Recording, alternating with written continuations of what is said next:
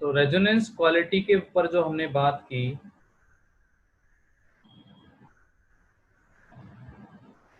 तो इस तरह से था वो।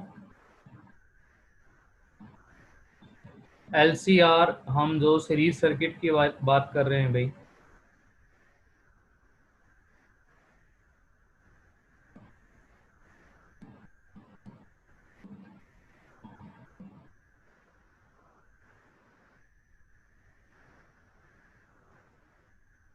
तो एलसीआर सीरीज सर्किट में रेजोनेंस हमने पढ़ा। एक सेकंड टाइम दो मुझे, बाद में आ रहे हैं कुछ बच्चे।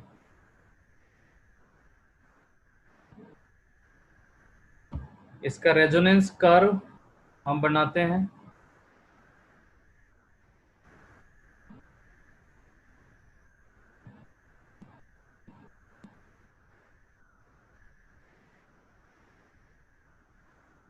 तो कुछ इस तरह से रेजोनेंस कर्व हमारा बनता है यहाँ पर।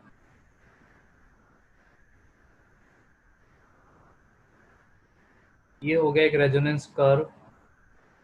यहाँ पर हम ओमेगा एंगुलर फ्रीक्वेंसी, यहाँ हम करंट दिखा रहे हैं, और जिस एंगुलर फ्रीक्वेंसी पर ये करंट मैक्सिमम होता है इसको हम ओमेगा आर रेजोनेंस फ्रीक्वेंसी बोलते हैं। और यहाँ पर ये मैक्सिमम करंट, आई मैक्सिमम या आई एम भी लिख सकते हैं इसको। अब ये मैं आपसे पूछूं कि आई मैक्सिमम को लिखेंगे क्या, तो हम लिखेंगे ईएमएफ अपॉन में रेजिस्टेंस जेड एलसीआर का।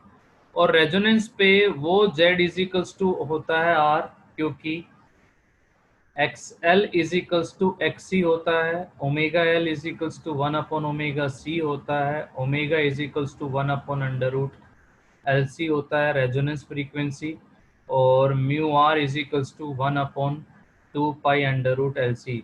आई थिंक ये सबको याद हो गए होंगे ये फॉर्मूले। मैक्सिमम करंट पे जेड इजिकल्स टू आर, जो आपका इम्पीडेंस है वो आपका रेजिस्टेंस के बराबर लिया जाएगा।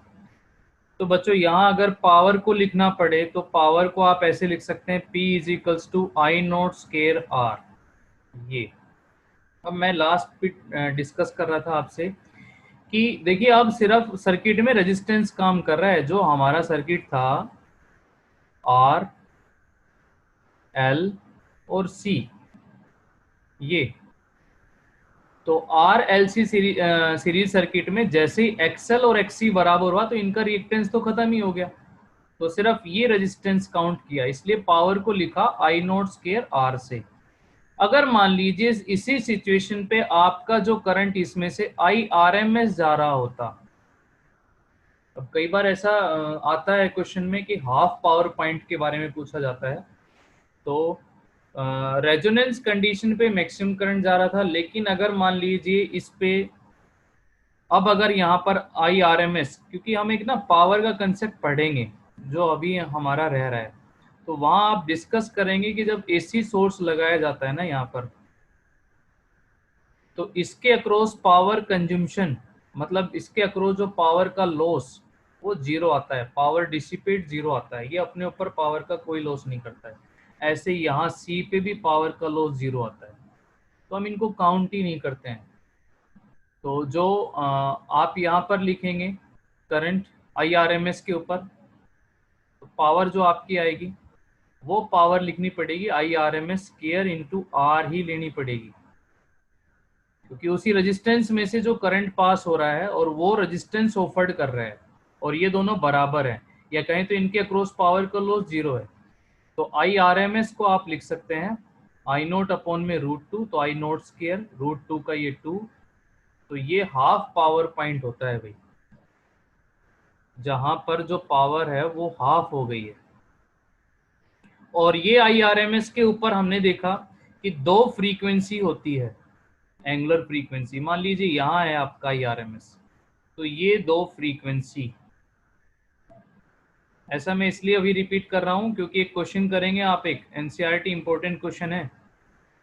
ये दो फ्रीक्वेंसी आती है, एक लोअर यहाँ पर फ्रीक्वेंसी ओमेगा 1 और एक यहाँ पर अपर आती है ओमेगा 2। और फिर हम ऐसे लिख के आए हैं omega 2 minus omega 1 is equals to 2 delta omega, जिसको कि हमने बैंड विड्थ भी नाम बोला है। मैं जो बता रहा हूँ वो ये इस तरह से है कि जो पावर आती है मैक्सिमम करंट पे वो ये आ रही है पावर, और आईआरएमएस पे जो आएगी वो ये आएगी पावर। और यहाँ पर हम कह सकते हैं कि जो पावर है आईआरएमएस के ऊपर वो मैक्सिमम पावर से उस गिवन रेजिस्टेंस के अंदर वो हाफ जा रही है, तो इसको हाफ पावर पॉइंट। और इस हाफ पावर पॉइंट पे इस आईआरएमएस पे दो एंगुलर फ्रीक्वेंसी ओमेगा 1 और ओमेगा 2, इनका अगर हम सब्ट्रैक्शन करते हैं तो बैंड विड्थ आता है। ठीक है, इसमें हमने क्वालिटी फैक्टर को भी डिस्कस किया है, Q is equals to omega R और ओमेगा 2 माइनस ओमेगा 1, इसको ऐसे भी लिखा है। जो हम क्वालिटी फैक्टर को एक दूसरी फॉर्म में लिखते हैं 1 upon R under root L upon में सी, ये भी लिख के आए। तो ये फॉर्मूला हो गया, ये फॉर्मूला हो गया क्वालिटी फैक्टर के लिए। और ये जो ओमेगा 1 ओमेगा 2 की वैल्यू है हमने निकाली थी, तो याद हो आपको ओमेगा 2 माइनस ओमेगा 1 एक एक्सप्रेशन किया था जिसमें कि हमने एक इक्वेशन प्लस आर के बराबर रखी थी, एक इक्वेशन माइनस आर के बराबर रखी थी। तो वो ओमेगा 2 माइनस ओमेगा 1 आपका यहाँ पर आर अपॉन एल के बराबर आया था। ये वैल्यूज हमने फाइंड आउट की थी। ये वो दो फ्रीक्वेंसी है जहाँ पर जो पावर है वो हाफ हो गई है मैक्सिमम का इन दो वैल्यूज के ऊपर। ठीक है भाई, ये चीज आ गई समझ में। एक क्वेश्चन करते हैं अब, इसमें किसी को कुछ पूछना है तो बताइए। अभी जो मैंने एक बार रिवाइज किया है आपको पीछे का, इसमें पूछा जाएगा आपका हाफ पावर पॉइंट एलसीआर पे, तो रेजोनेंस पे मैक्सिमम पावर होती है। तो उसी सिचुएशन पे अगर आप उसमें आईआरएमएस करंट शो करें, आईआरएमएस के ऊपर वो मैक्सिमम की हाफ होती है। तो जो भी पावर उसके साथ डिसिपेट होगी, पावर जो एसोसिएट होगी, उसको हम बोल सकते हैं। अब जैसे एक क्वेश्चन करना भाई, सभी एक क्वेश्चन ट्राई करेंगे। सबसे पहले आज का टॉपिक करने से पहले हम एक बड़ा इंपॉर्टेंट क्वेश्चन डिस्कस कर रहे हैं। तो क्वेश्चन सुन लीजिएगा, इसके कुछ पार्ट्स हैं। क्वेश्चन में कहा कि एक series LCR circuit, a series LCR circuit with कुछ वैल्यूज गिवन है। L is equals to 0.12 henry capacitance, C is equals to 480 NF resistance, R is equals to 23 ohm, is connected to a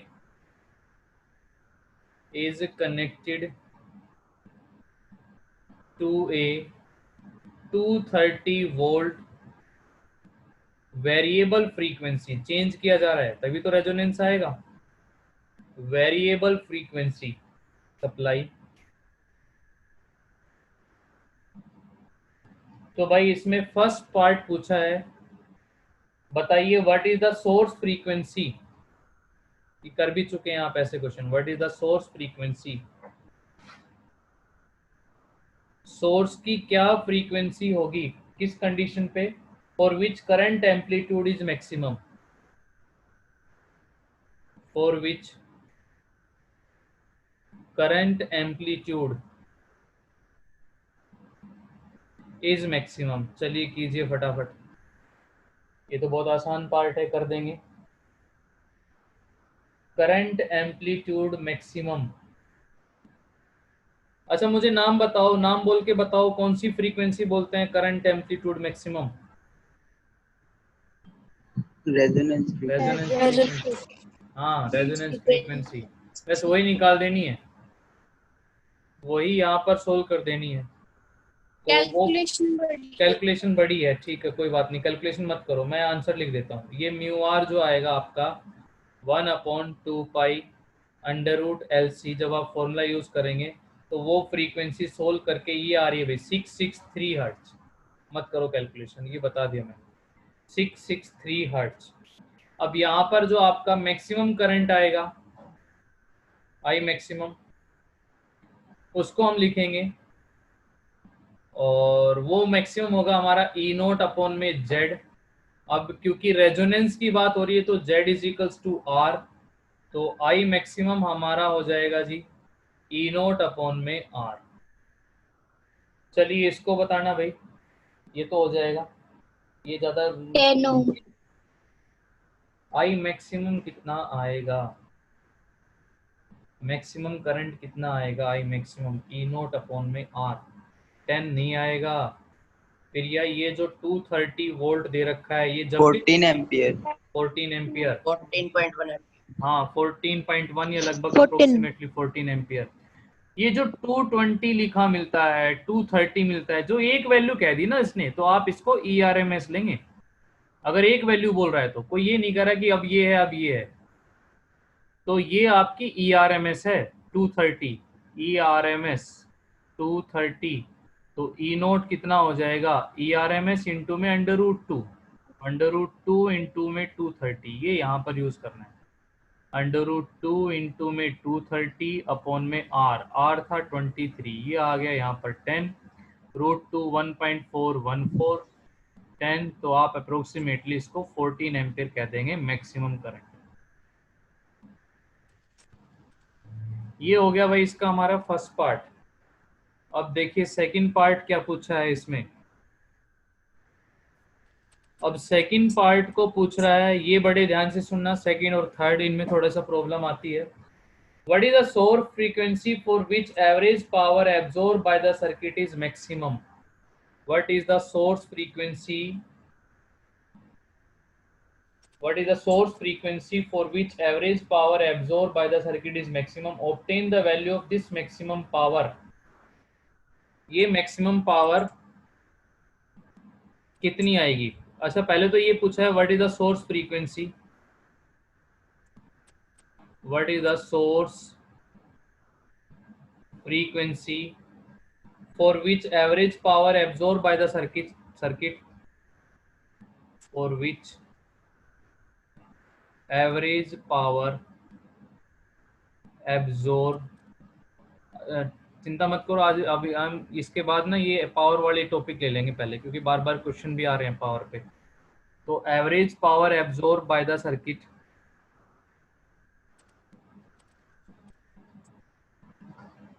is maximum. और साथ साथ ये भी पूछा है इसी में, obtain the value of this maximum power, obtain the value of this maximum power. चलिए मुझे बताइए इसका फर्स्ट का क्या आंसर होगा, source frequency for which average power absorb by the circuit is maximum. Average इसलिए कह रहा है क्योंकि यहाँ पर ईएमएफ और करंट चेंज होता है इसी के अंदर, तो हम एवरेज लगा के चलते हैं। तो किस सोर्स फ्रीक्वेंसी पे, तो हमारा आंसर होगा यही 663 हर्ट्ज, क्योंकि यहाँ पर करंट मैक्सिमम हो गया है, तो पावर एब्जॉर्ब भी मैक्सिमम होगा यहाँ पर, क्योंकि P is equals to I not square R, ये मैक्सिमम करंट के ऊपर मैक्सिमम पावर, तो सोर्स फ्रीक्वेंसी वही रहेगी आपकी 663। अब इसने पूछा है कि बताइए obtain the value of maximum power, होगी कितनी वो मैक्सिमम पावर, मैक्सिमम पावर की वैल्यू कैसे सोल्व करोगे, चलो एक बार ट्राई करके देखो मैक्सिमम पावर को कैसे सोल्व करोगे।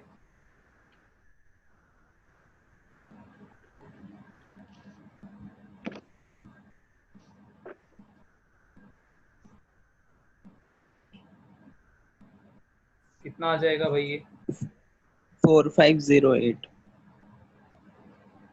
4508 वोल्ट।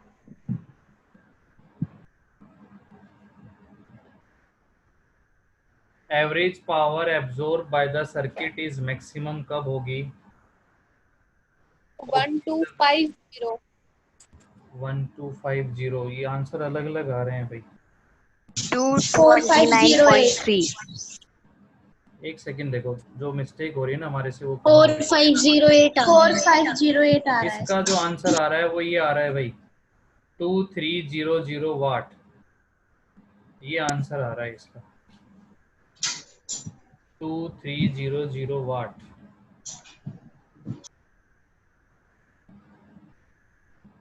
तो अगर आप मैक्सिमम पावर का ये फॉर्मूला यूज करते हैं आई नोट स्केयर आर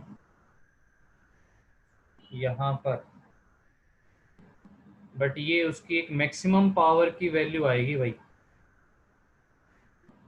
और ये पूछ रहा है average power absorb by the circuit is maximum, और वो एवरेज पावर कितनी आएगी ये पूछ रहा है।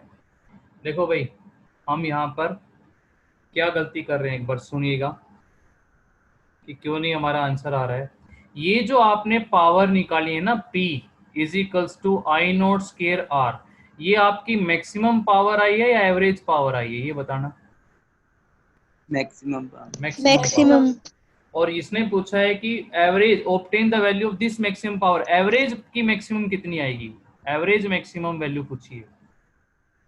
अभी जब आप एक सेकंड सुनिएगा कि जो आप एक एवरेज फॉर्मूला निकालेंगे ना पावर के लिए, वो आपका आता है, आगे सोल्व करेंगे, E R M S I R M S cos phi, ये एवरेज पावर का एक फॉर्मूला आता है। एक चीज सुनो ध्यान से, पावर जो हमें पता है कि V इंटू आई होता है, ठीक है, कोई दिक्कत नहीं है सर, यही फॉर्मूला होता है। अब पावर में मैं P इज इक्वल्स टू फिर यहाँ पर E इंटू आई लिख दूं, ये आपकी इंस्टेंटेनियस होगी, मैक्सिमम होगी, एवरेज होगी, मुझे बताइए। इंस्टेंटेनियस होगी, इंटरस्टेनियस। क्योंकि इंस्टेंटेनियस इसलिए होगी क्योंकि यहाँ पर ये इंस्टेंटेनियस वैल्यू है, E is equals to E not sine omega T, ये I जो वैल्यू है I not sine omega T, ये इंस्टेंटेनियस पावर होगी, ये उस टाइम के ऊपर पावर होगी, क्योंकि E और I चेंज होते हैं, ये दोनों चेंज हो रहे होते हैं, एसी की बात हो रही है तो ये भी चेंज हो रहे होंगे, या पावर भी चेंज होके आ रही होगी। तो फिर सर हम एक वैल्यू को कैसे लिखें, जैसे मैं पूछूं एक कांस्टेंट वैल्यू बताओ E की, तो E की कांस्टेंट वैल्यू आप ऐसे बोलते हो ERMS ले लो, I की कांस्टेंट वैल्यू बताओ तो आप कहते हो IRMS ले लो। तो फिर एवरेज पावर क्या बननी चाहिए थी, ERMS इनटू में IRMS, लेकिन सोल्व किया मैथमेटिकली तो वो एवरेज पावर ERMS IRMS ना होके ये आया ERMS IRMS कोस फाई। इसमें ये जो कोस फाई होता है इसको पावर फैक्टर भी बोला जाता है, इसलिए पावर फैक्टर। भाई ये जो आपने निकाली ना न्यूमेरिकल में सोल्व करके आई नोट स्केयर आर, ये मैक्सिमम पावर आई है उस टाइम की जिसपे रेजोनेंस था, पहली चीज। तो इसने पूछा एवरेज पावर मैक्सिमम कितनी आएगी, तो एवरेज पावर का फॉर्मूला यहाँ पर यूज होगा, ये जो मैंने आपको बताया है, पी एवरेज एलसीआर की आती है ERMS IRMS और कोस फाई, ये वैल्यू आएगी, ये सोल्व करेंगे हम, ड्राइव करेंगे इसको।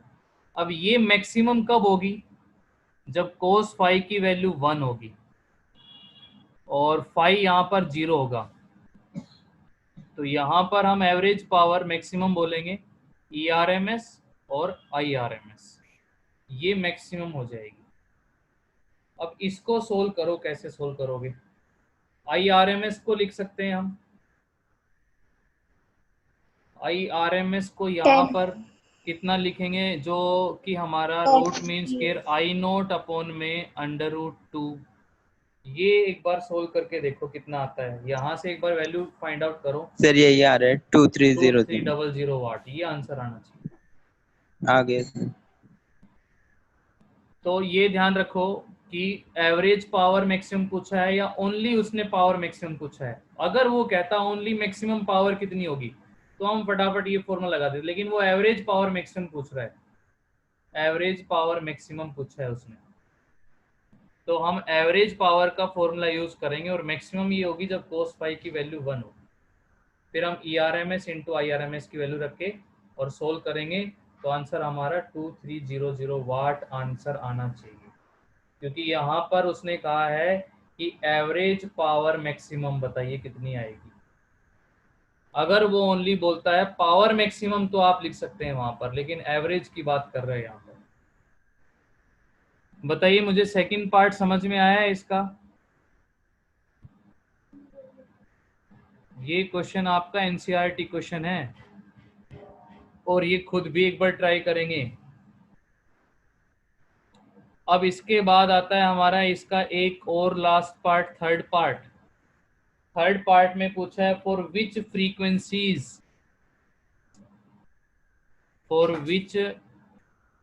फ्रीक्वेंसीज, एक क्वेश्चन करा रहा हूं, ये ठीक से समझ लो, इसके जितने पार्ट्स बताए जा रहे हैं। For which frequencies of the source की कौन कौन सी फ्रीक्वेंसीज के ऊपर is the power transferred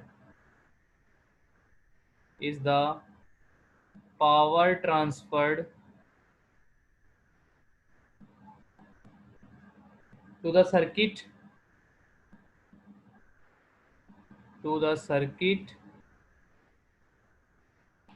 half the power at resonance frequency, half the power at resonance frequency।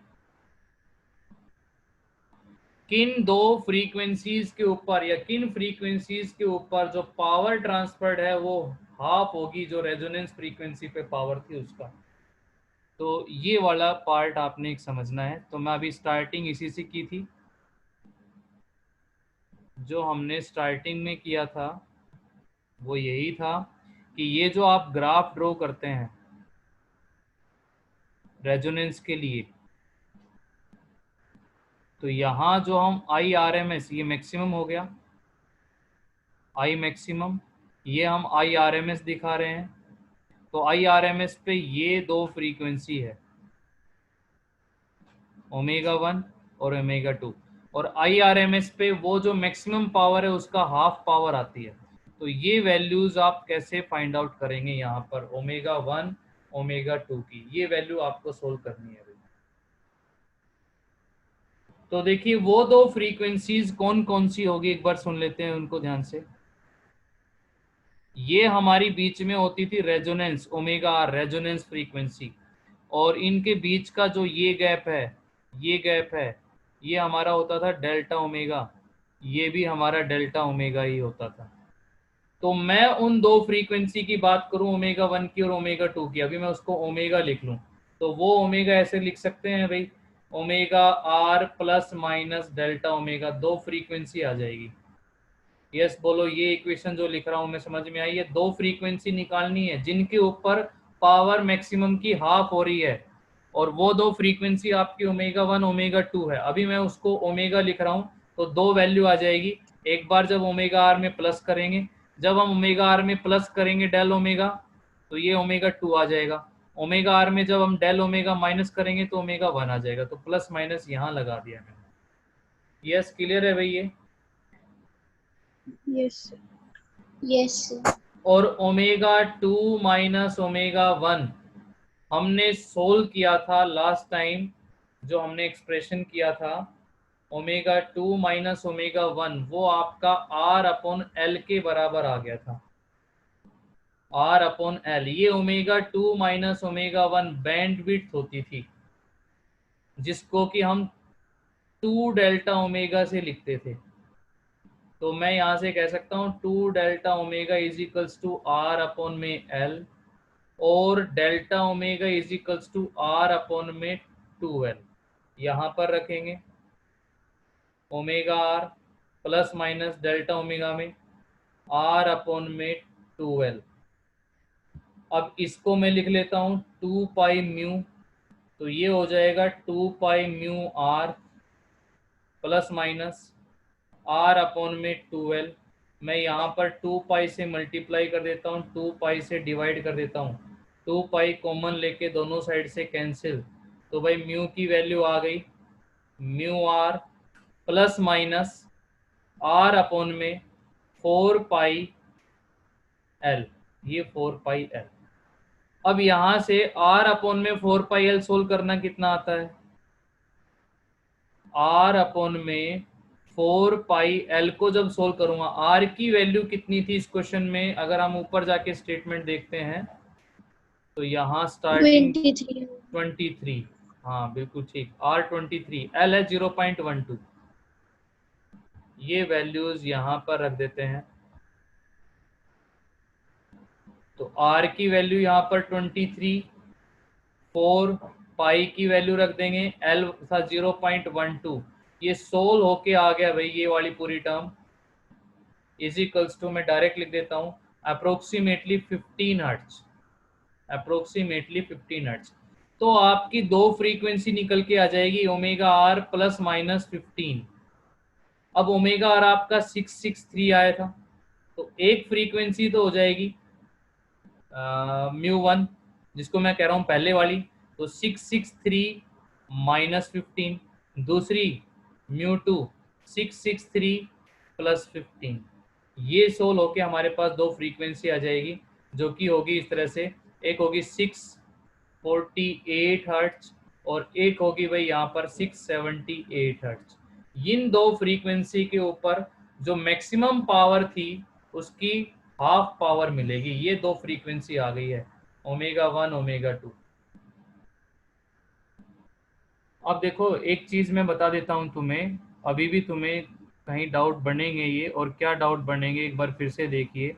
Question आपका ये है, ये ग्राफ।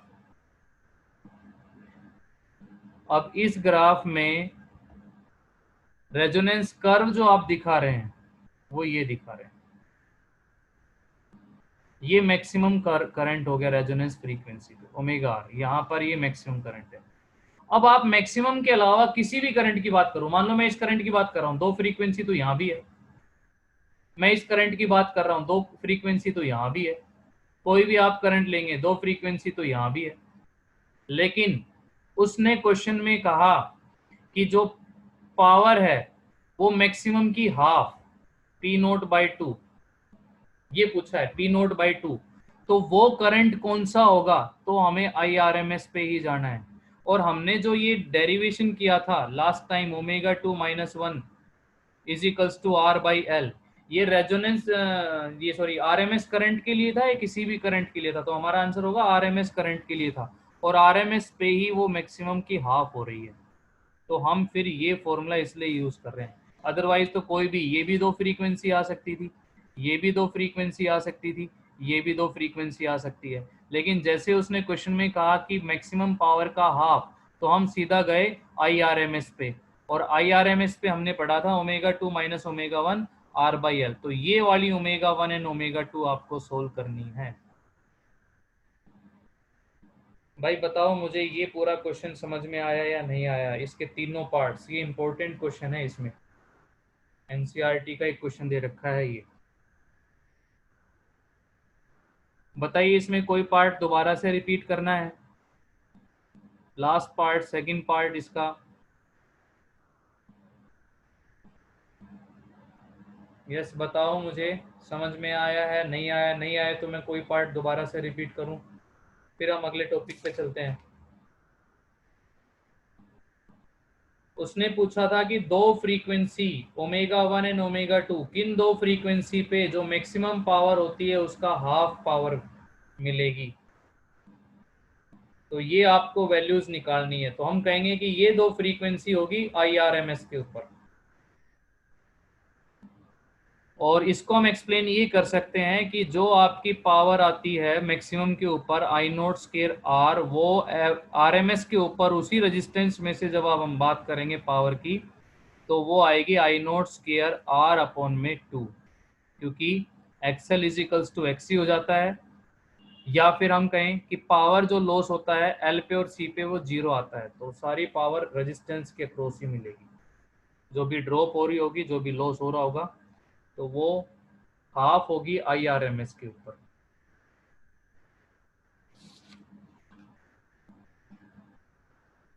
यस भाई समझ में आ गया ये क्वेश्चन, दो फ्रीक्वेंसी कैसे सोल्व करनी है। बताइए मुझे राहुल शर्मा, समझ में आया भाई? Yes sir. इस क्वेश्चन को सभी ना एक बार खुद भी ट्राई करेंगे, ये आपका NCERT क्वेश्चन मिल जाएगा, और एक इम्पोर्टेंट क्वेश्चन है भी, ये दोनों फ्रीक्वेंसी निकालना और एक हाफ पावर पॉइंट। आप अपनी नोटबुक में मार्क करके रख सकते हैं, हाफ पावर पॉइंट करंट लेना पड़ेगा आपको IRMS। चलिए टॉपिक पे चलते हैं।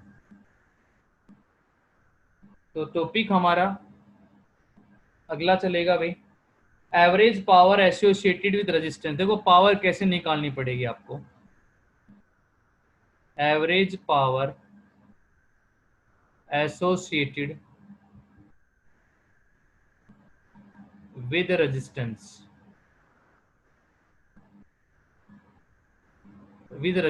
only in AC circuit. कितनी पावर उसके साथ एसोसिएट है जब उस रेजिस्टेंस को, ओनली रेजिस्टेंस है सर्किट में, अगर डिसकनेक्ट हो जाओ तो दोबारा से सेम आईडी पे कनेक्ट कर लेना भाई। ये रेजिस्टेंस हो गया R,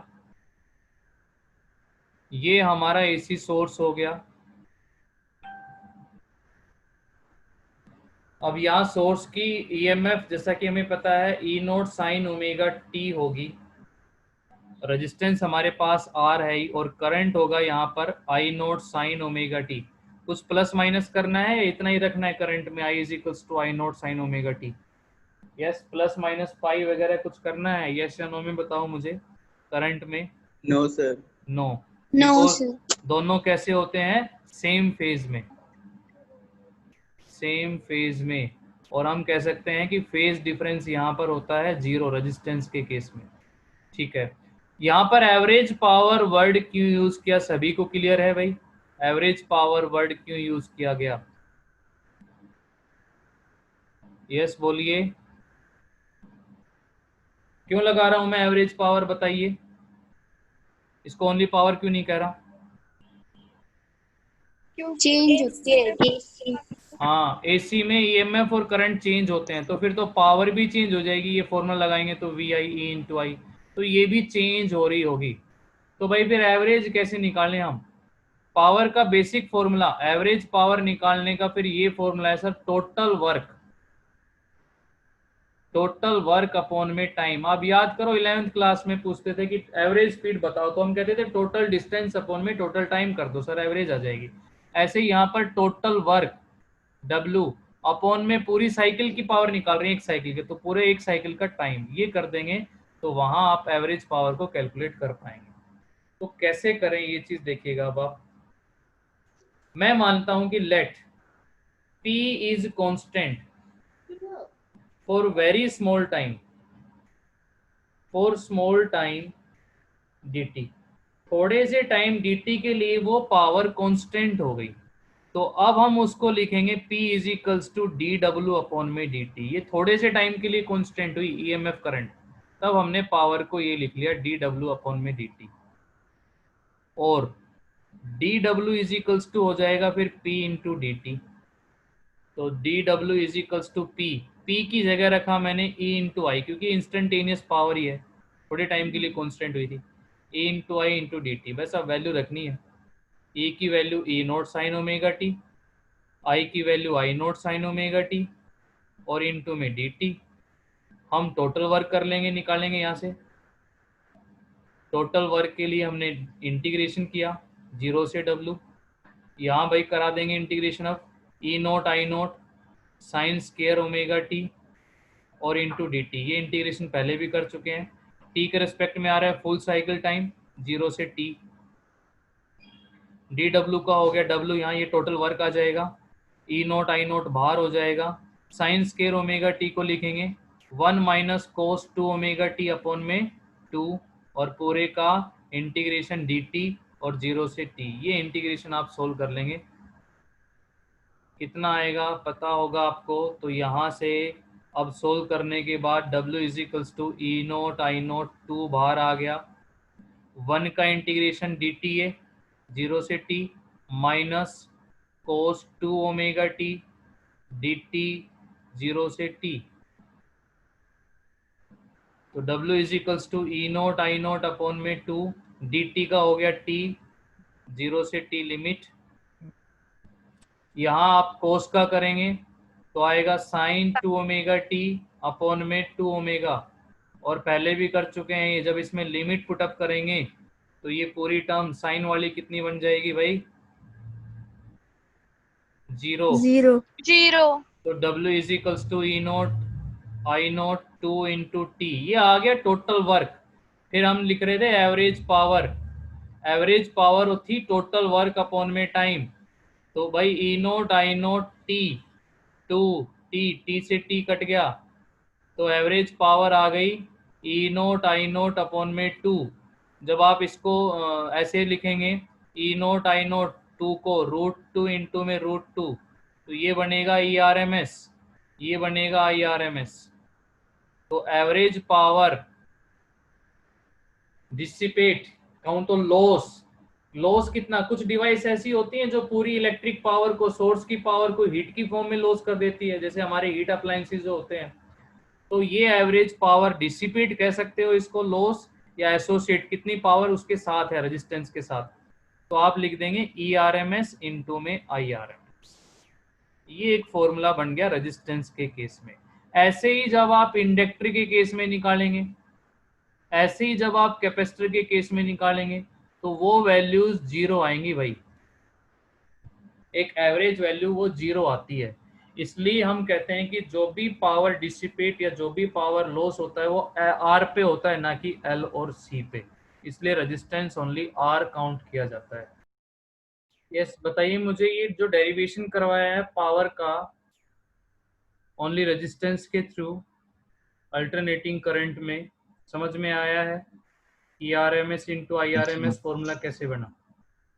यस सर। ठीक है, ऐसे आप इंडक्टर के लिए करेंगे, कैपेसिटर के लिए करेंगे। और मैं एक चीज फिर कह रहा हूँ, इससे पहले वाला जो मैंने फर्स्ट क्वेश्चन समझाया वो आपको समझ में आया या नहीं आया?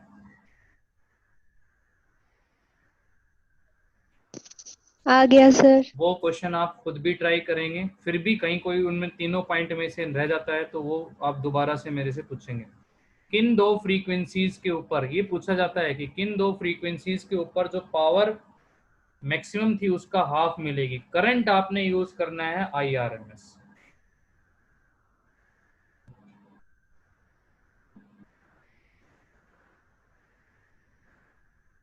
तो चलिए देखिए, ये हमारा आज का एक टॉपिक हो गया है पावर का रेजिस्टेंस के थ्रू। एवरेज इसलिए कह रहे हैं क्योंकि अल्टरनेटिंग करंट, अल्टरनेटिंग EMF दोनों चेंज हो रही है, तो आपकी पावर भी चेंज मिलेगी। तो आप कुछ टाइम के लिए कांस्टेंट मान के टोटल वर्क अपॉन में टोटल टाइम कर देंगे, तो आपका फॉर्मूला आ जाएगा पावर के लिए। अब मैं बीच में ना एक क्वेश्चन और लेता हूँ, क्वेश्चन करना है भाई नेक्स्ट न्यूमेरिकल। क्वेश्चन हमारा इस तरह से है, चलिए एक सिंपल सा क्वेश्चन है LCR के ऊपर ही।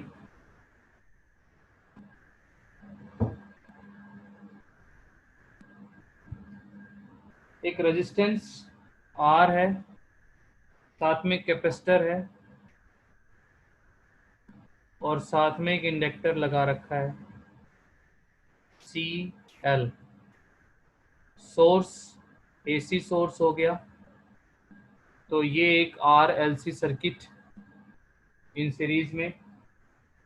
क्या क्या गिवन है इसमें? L दे रखा है 4 हेनरी, कैपेसिटेंस दे रखी है 100 माइक्रो फैराडे, इजी कैलकुलेशन है। रेजिस्टेंस दे रखा है 60 ओम। is connected to a variable frequency 240 volt, 240 volt और वेरिएबल फ्रीक्वेंसी, चेंज हो रही है फ्रीक्वेंसी। तो इसके कुछ पार्ट दे रखे हैं, एक एक करके बताते जाएंगे। फर्स्ट पार्ट पूछा है calculate the angular frequency of the source which drive the circuit at resonance. Resonance frequency बहुत इजीली सोल्व हो जाएगा, चलिए फटाफट कर दो, आता है ये फॉर्मूला में। Resonance frequency, angular resonance frequency बता दो कितनी आएगी। Second,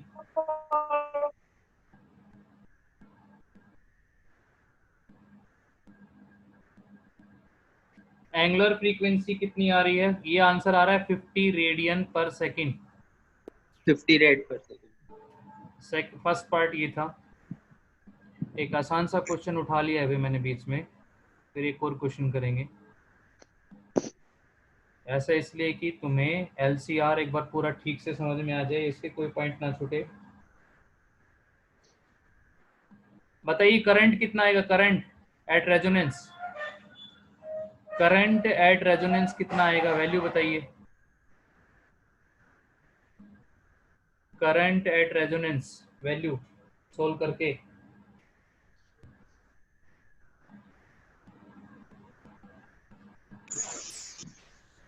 4√2 ampere. ओनली 4 एम्पियर आ रहा है भाई, आंसर इसका 4 एम्पियर लिखा हुआ है। 4 ही आएगा सर, 4 ही आएगा। हाँ, और the RMS potential drop across the inductor at resonance, बताइए RMS potential drop across inductor at resonance, उस पे कितना पोटेंशियल ड्रॉप आ रहा होगा रेजोनेंस पे, इंडक्टर पे।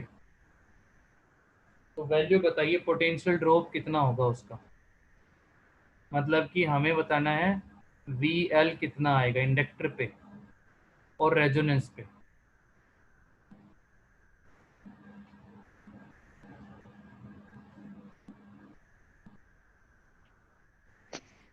तो हम कह सकते हैं रेजोनेंस पे XL is equals to XC।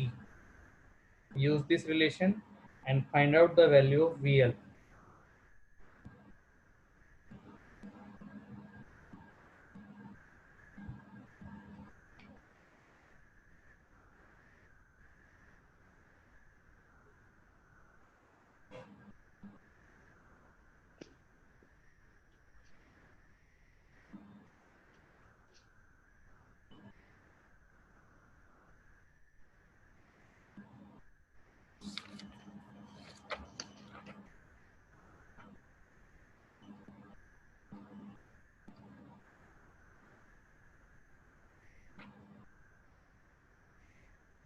Calculate कीजिए, भी बताइए क्या आंसर आता है।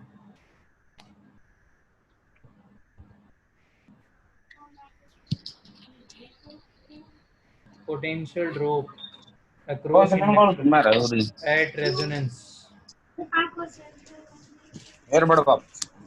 भाई म्यूट रखो पीछे से, दीपक म्यूट करो, आरजू म्यूट करे।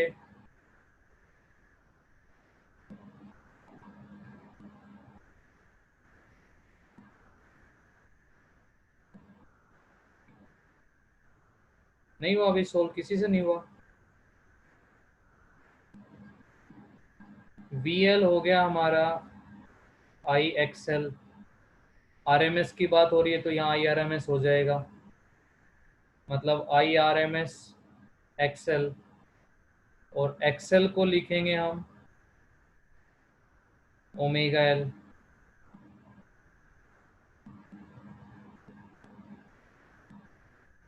XL is equals to omega L।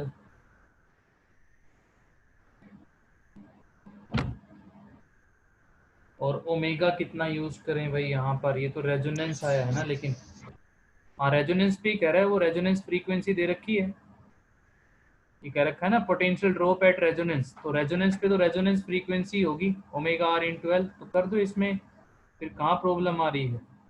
IRMS कितना हो जाएगा, IRMS इज इक्वल्स टू लिखेंगे आप ERMS अपॉन में Z, रेजोनेंस की बात कर रहा है तो Z is equals to R, तो ERMS अपॉन में R।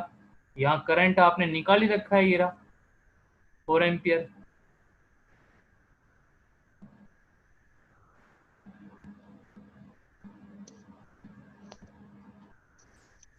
ERMS अपॉन में R,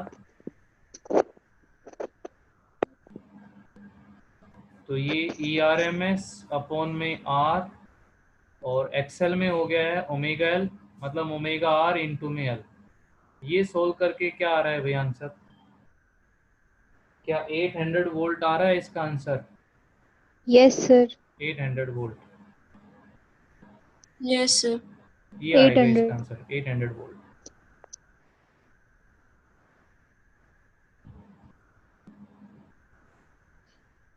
किसी का कोई और गलत आंसर आ रहा हो तो भाई पूछे भाई मेरे से कि सर ये आंसर नहीं आया हमारा, हमने ऐसे किया तो इसका ये आंसर आया। सर एक बार सेकंड पार्ट बता दो। सेकंड पार्ट है करंट एट रेजोनेंस, करंट पूछा गया है रेजोनेंस के ऊपर, तो करंट हमारा जो होगा रेजोनेंस के ऊपर I इज इक्वल्स टू, उस I को हम क्या लिखेंगे भाई, मैक्सिमम करंट आएगा, और वो मैक्सिमम करंट हमारा Yes. बनेगा क्या, आई नोट, तो ई नोट हो जाएगा ये, और अपॉन में जेड, जेड की जगह कितना रख देंगे हम, आर रख देंगे। ठीक है, आर की वैल्यू हमारी Yes, sir. ये रही।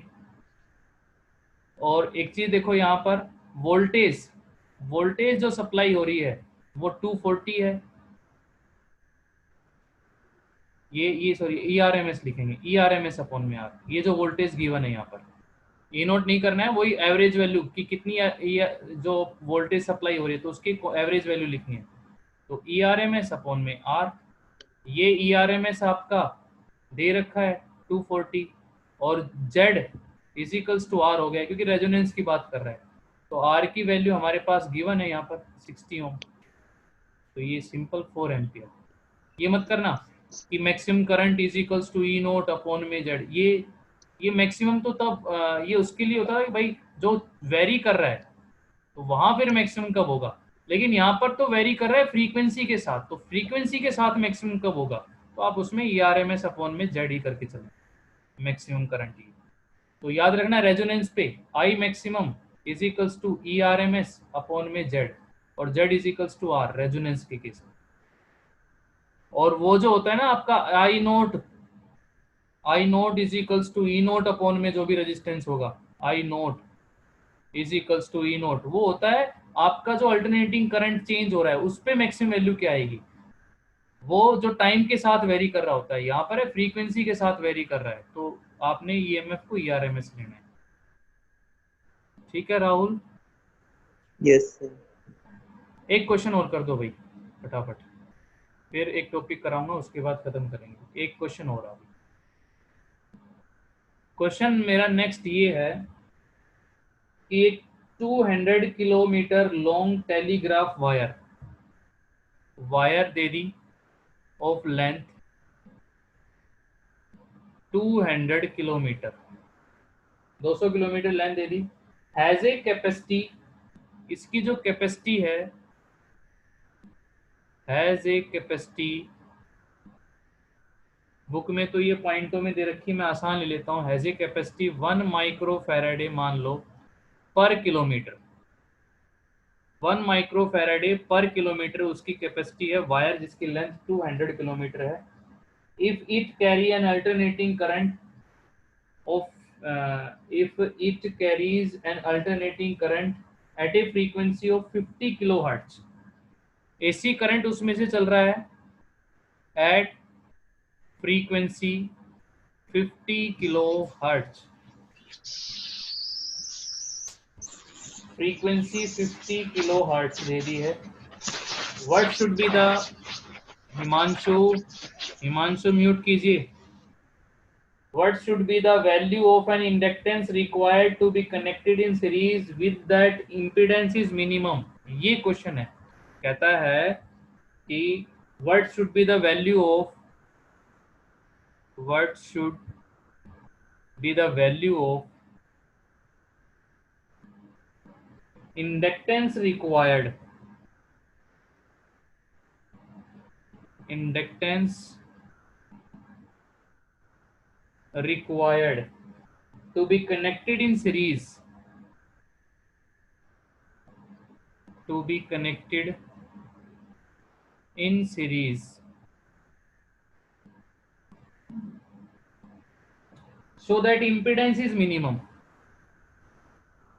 so that impedance is minimum। और कह दिया इस क्वेश्चन में कि कहीं पे पाई यूज हो रहा हो ना तो उसमें √10 ले लेना, ऐसा कह दिया इसने वैसे। ठीक, तो हमें कितने इंडक्टेंस की जरूरत पड़ेगी इंपीडेंस को मिनिमम करने के लिए, देखिए कैपेसिटी है उसकी, वायर है उसका, रेजिस्टेंस है, तो एक तरह से ये आरएलसी सर्किट ही बन रहा है आपका। चलिए एल की वैल्यू बताइए कितनी जरूरत पड़ेगी हमें, कोई ज्यादा बड़ी कैलकुलेशन नहीं रही है अब, पाई जहां पर यूज हो √10, सोचो एक बार क्या फॉर्मूला क्या कंसेप्ट लगेगा, आरएलसी सर्किट बनना हुआ है, एल की वैल्यू निकालनी है, इंपीडेंस मिनिमम,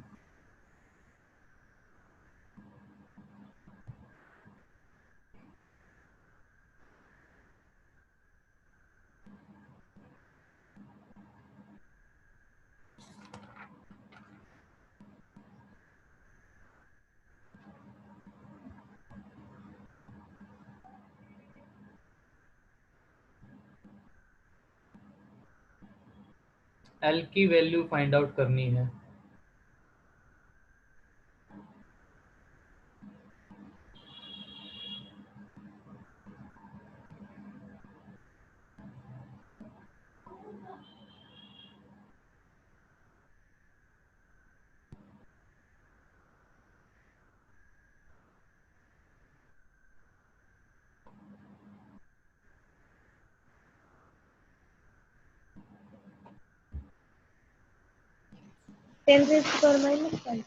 कितना आया 10 raised to answer? power minus 4 10 raise to power -4 henry. Henry.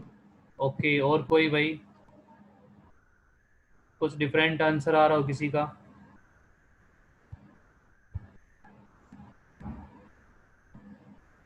Zero point three Henry. 0.3 Henry. और कोई?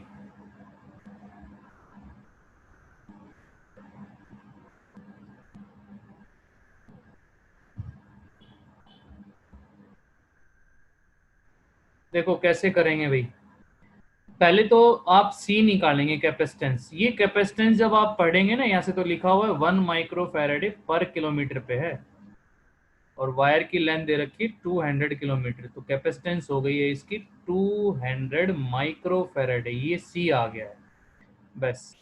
और फ्रीक्वेंसी आपकी दी हुई है यहाँ पर 50 किलो हर्ट्ज पे काम कर रहा है।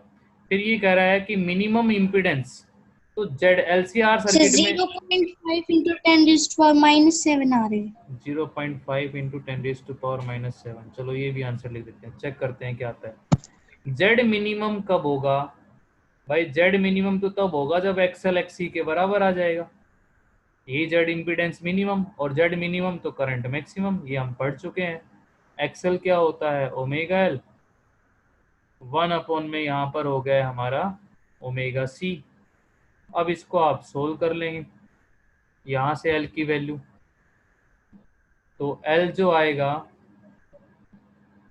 वो हमारा 1/ओमेगा स्क्वायर, और सी 1/ आप यहाँ यूज़ करेंगे तो 50 इंटू 50 किलो हर्ट्ज है,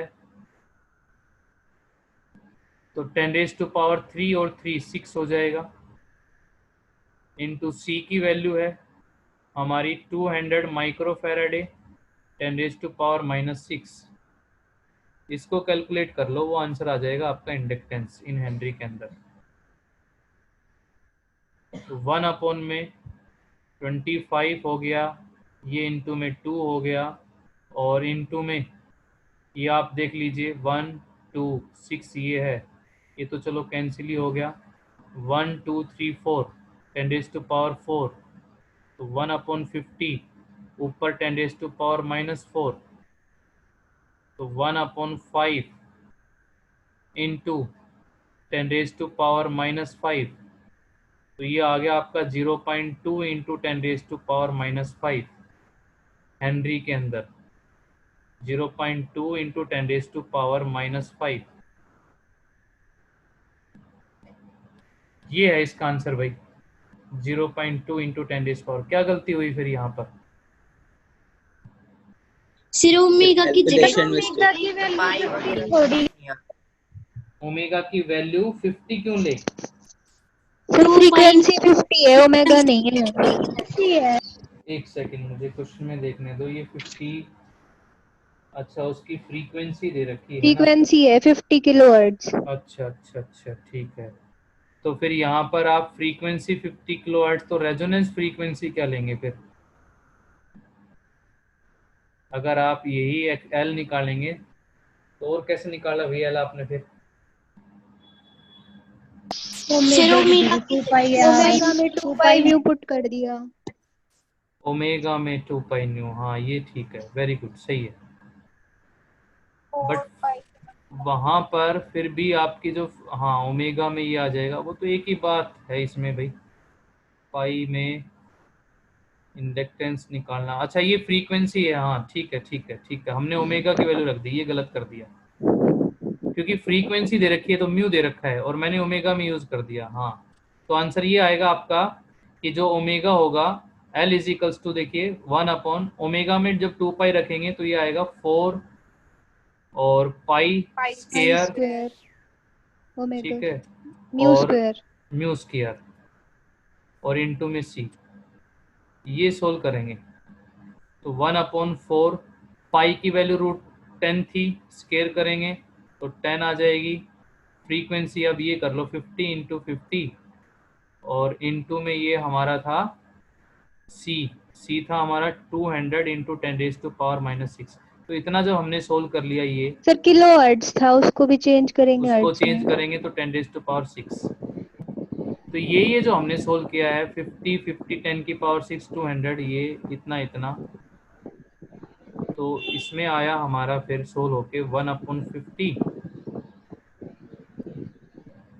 1 अपॉन ये तो 40 रहेगा ही, और ये 1 अपॉन में था हमारा 50 और ऊपर गया 10⁻⁻⁴। तो ये 1/2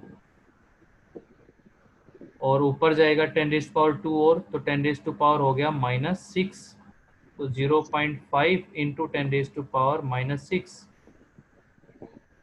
पावर में गड़बड़ आ रही है, ये 0.5 इंटू 10⁻⁻⁷। कैलकुलेशन सही करी है भाई,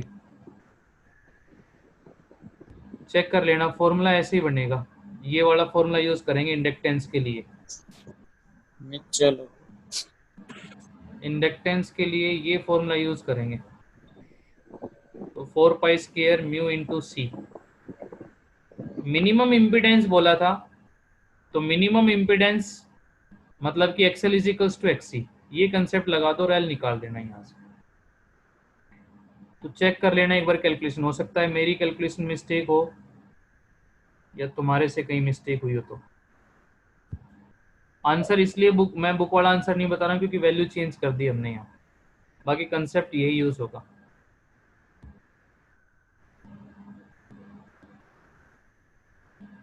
तो ये था एक क्वेश्चन। अब एक टॉपिक करा देता हूँ मैं लास्ट, आज एक थ्योरेटिकल टॉपिक और कर लेते हैं। पावर का हमने टॉपिक पढ़ा है, average power associated with resistance. अब पढ़ेंगे एवरेज पावर थ्रू इंडक्टर, और उसको कराने से पहले या एनर्जी स्टोर, चलिए पावर हम यहाँ पर एवरेज पावर थ्रू इंडक्टर और पढ़ लेते हैं एक बार। एवरेज पावर, दीपक म्यूट करो भाई इसे, दीपक, एसोसिएटेड विद इंडक्टर ओनली, ये एक टॉपिक है। करा दो इसको या क्वेश्चन करें? हाँ भाई ये टॉपिक सर यही कराते हैं। चलो देखो एक दो बार, सर यही। देखो एक इंडक्टर हो गया, एसी सोर्स हो गया हमारे पास, ज्यादा टाइम नहीं लगेगा, एक बार फटाफट देखो, मैथमेटिकल समझना है। एक अपोजिट ईएमएफ इंड्यूस करेगा, E इज इक्वल्स टू कितनी होती है -L di अपॉन में dt। फिर वही एवरेज पावर निकालनी है। अब क्या करना है आपने, ईएमएफ को क्या लिखते थे इसमें याद हो आपको, E naught sine omega T, first equation. Current को क्या लिखेंगे, I naught sine omega T minus π/2, याद है ना आपको ये सेकेंड इक्वेशन, क्योंकि इंडक्टर के केस में ईएमएफ लीड करती है और करंट पीछे होता है, तो हम लिखते थे फेज डिफरेंस कितने का हो गया यहाँ पर, π/2 का, ये फेज डिफरेंस हो जाता है यहाँ पर। अब वही कंसेप्ट, आप जब पावर लिखेंगे पहले इंस्टेंटेनियस पावर, थोड़े टाइम के लिए कांस्टेंट dw अपॉन में dt, फिर वही dw is equals to p into dt। तो समझिएगा इसको ध्यान से, और यूज होगा फिर इसका आगे। तो dw is equals to p में लिखूंगा मैं e into I into dt, इसको लिख लूँ मैं यहाँ पर I is equals to minus I naught sine π/2 minus omega T, कोई प्रॉब्लम नहीं है। साइन 90 माइनस थीटा होता है कोस थीटा, तो I is equals to minus I naught cos omega T, ये वाली वैल्यू भी यहाँ पर यूज कर सकता हूँ मैं। वैल्यूज पुटअप करेंगे, E की value E naught sine omega T, I की वैल्यू जब रखूंगा माइनस आगे, तो ये हो गया I naught cos omega T into D T, D W total work integration यहाँ पर इंटीग्रेशन करेंगे 0 से t कंप्लीट साइकिल के लिए, तो यहाँ पर 0 से w वर्क, ये w आ जाएगा भाई, माइनस ले लिया बाहर मैंने ई नोट, आई नोट को भी बाहर ले लिया, अंदर साइन ओमेगा टी कोस omega T into D T. तो बायो वाले भाई यहाँ पर एक और आइडेंटिटी आ गई है 0 से t। अब इसको क्या करना है, क्या करेंगे भाई मैथ वाले बताओ। sin 2 omega t upon 2 2 से मल्टीप्लाई 2 से डिवाइड, 2 से मल्टीप्लाई 2 से डिवाइड, डिवाइड वाला 2 मैंने बाहर कर दिया, तो 2 साइन ओमेगा टी कोस omega T into D T 0 से t, ये हो गया हमारा। इससे क्या होगा कि आइडेंटिटी बन गई है 2 साइन एक्स कोस एक्स की, साइन 2x। तो W is equals to minus E naught I naught upon में 2, ये जो है ना ये पूरा, ये 2 साइन एक्स कोस एक्स को लिख सकते हैं साइन 2x, तो वहाँ वही यूज कर लेंगे 0 से t, 2 साइन ओमेगा टी कोस ओमेगा टी, तो हो गया साइन 2 ओमेगा टी और इनटू में dt। अब इसका इंटीग्रेशन इजीली हो जाएगा, साइन का आप फॉर्मूला यूज कर लेंगे, तो ये W इज इक्वल्स टू आएगा बच्चों माइनस ई नोट अपॉन ये ई नोट आई नोट अपॉन में 2 साइन 2 ओमेगा टी का इंटीग्रेशन करेंगे तो minus minus minus plus cos 2 omega T upon में 2 0 से t, तो वर्क आ गया सर ओमेगा डिवाइड में, हाँ 2 ओमेगा, तो यहाँ आ गया 4 ओमेगा बाहर, लिमिट पुटअप करेंगे कोस 2 ओमेगा 2 पाई बाई टी, तो इस वाले t में अपर लिमिट ये वाला t माइनस लोअर लिमिट कोस 0। अब आप इसको सोल्व करेंगे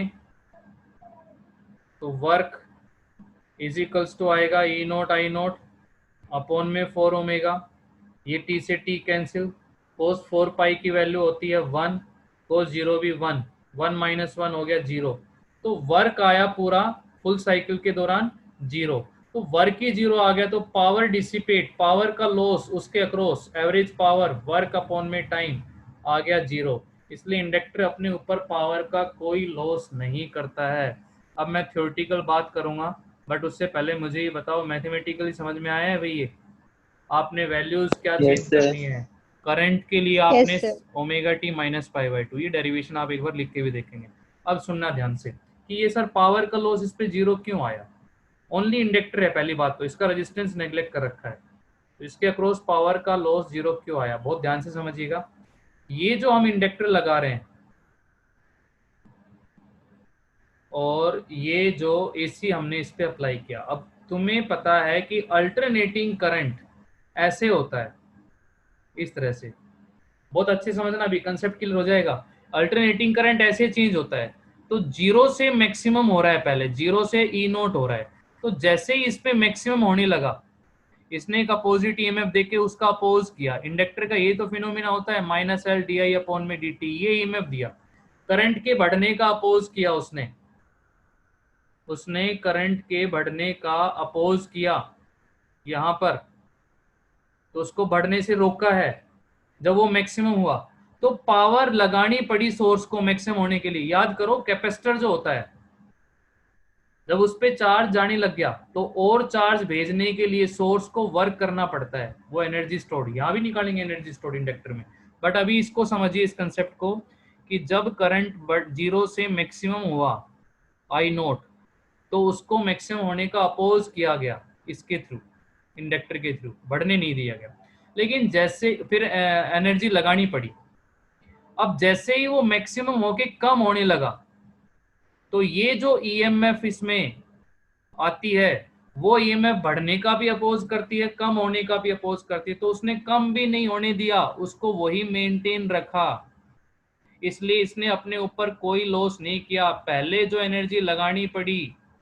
यहाँ पर मैक्सिमम करंट करने के लिए, तो वो एनर्जी यहाँ पर स्टोर हो गई, हम टॉपिक करेंगे भी एनर्जी स्टोर का, और जैसे ही करंट कम होने लगा इसने अपनी एनर्जी का यूज करते हुए वो वापस लौटा दिया, तो यहाँ पर हम कहते हैं एनर्जी स्टोर्ड या एनर्जी लॉस 0 आता है। फिर से सुनिएगा,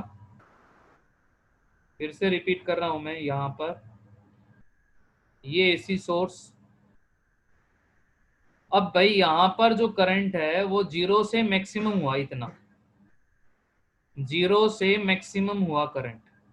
अब 0 से मैक्सिमम हुआ जब करंट, तो इसने एक अपोजिट ईएमएफ दी, रोका उसको बढ़ने से कि भाई मैं नहीं आने दूंगा, अपोज कर रहा है, बट सोर्स फिर भी इसको भेज रहा है, तो सोर्स को लगानी पड़ रही है एनर्जी, वो एनर्जी यहाँ स्टोर्ड है, एनर्जी स्टोर्ड हो गई इसके अंदर। अच्छा ठीक है, अब जैसे ही करंट कम होने लगेगा तो ये कम भी नहीं होने देगा, तो फेवर करेगा, तो जो पहले ईएमएफ इधर थी अब वो इधर हो जाएगी और कंटिन्यू सप्लाई देगा। तो ये कहाँ से दे रहा है, क्योंकि इसने अपने अंदर एनर्जी को स्टोर कर लिया था। मतलब सिंपल सी बात है कि मैंने अपने अंदर एनर्जी को स्टोर किया, और जब एनर्जी जब मेरे सामने एक ऐसी प्रॉब्लम आई कि मुझे अब इस एनर्जी का यूज करना है, तो वो एनर्जी का वापस यूज कर लिया। तो मैंने अपने अंदर कोई एनर्जी नहीं रखी, तो यही इसके अंदर है। इंडक्टर अपने अंदर कोई एनर्जी नहीं रखता है, स्टार्टिंग में अपने अंदर स्टोर करता है, लेकिन जब करंट कम होने लगेगा तो उस एनर्जी का यूज कर लेगा और वो ईएमएफ उधर ही अपोजिट डायरेक्शन में देने लग जाएगा, और करंट के डिक्रीज होने का अपोज करता है, बढ़ने का अपोज करता है, फिर डिक्रीज होने का अपोज करता है। इसलिए कहते हैं अपने ऊपर कोई पावर का लॉस नहीं करता है ये इंडक्टर, तो इसका एवरेज पावर लॉस 0 आता है। थ्योरेटिकल समझ में आया है मुझे, बताओ भाई एक बार ये, या फिर से समझाऊं इस पॉइंट को? Yes sir. एक बार जब करंट बढ़ने लगा तो बढ़ने का अपोज किया उसने, बढ़ने नहीं दिया, तो अपनी ईएमएफ इधर दे दी इस डायरेक्शन में, लेफ्ट साइड में। लेकिन जब करंट कम होने लगा तो कम भी नहीं होने दिया, तो उसने उसके अंदर जो स्टोर थी एनर्जी उसका यूज करते हुए एक ईएमएफ अब इधर दे दी, तो करंट के कम होने का फिर वो अपोज नहीं करता है। तो यहाँ पर जो एनर्जी स्टोर हुई थी उसने यहाँ पर रिवर्स कर दी, वापस दे दी, जो एनर्जी उसने ली थी वो उसको लौटा दी सोर्स को। तो हम कहते हैं यहाँ पर ये अपने ऊपर कोई एनर्जी नहीं रखता है, इस पे पावर का लॉस, एनर्जी का लॉस 0 आता है, इसलिए इसका पावर डिसिपेट 0 आ गया। ऐसे हम कैपेसिटर के लिए करेंगे। यस क्लियर है? मैं कल इसको और एक बार थोड़ा एक ग्राफ से और समझा दूंगा मैं इसको, बट थ्योरी समझ में आई इसकी? Yes sir. Yes sir. ये जो दोनों डेरिवेशन करवाए मैंने, कौन कौन सा, एक तो देखो, एक तो पावर आर के थ्रू और एक एल के थ्रू पावर, ये दोनों डेरिवेशन आप लिख के करेंगे प्रैक्टिस इनकी। और दूसरा, एक जो स्टार्टिंग में हमने क्वेश्चन किया था, मैं फिर कह रहा हूँ एक एनसीईआरटी क्वेश्चन, इंपॉर्टेंट क्वेश्चन है, वो क्वेश्चन कर लेना जो फर्स्ट क्वेश्चन हमने किया था, इनकी जरूर प्रैक्टिस करना होगा। चलिए ठीक है, अब आगे और नहीं कराऊंगा मैं। आज की क्लास को लेके किसी का कोई और डाउट है तो पूछिए भी कि सर ये वाला दोबारा से रिपीट करा दो यहाँ से, और आज का जिसको समझ में आ गया है वो फिर लीव कर सकता है, अदरवाइज जिसको कोई भी डाउट है आज की क्लास को लेके तो वो पूछिए अभी।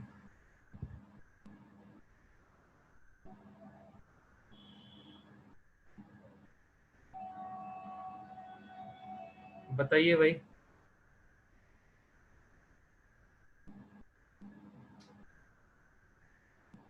कहीं से भी कुछ समझ में नहीं आया तो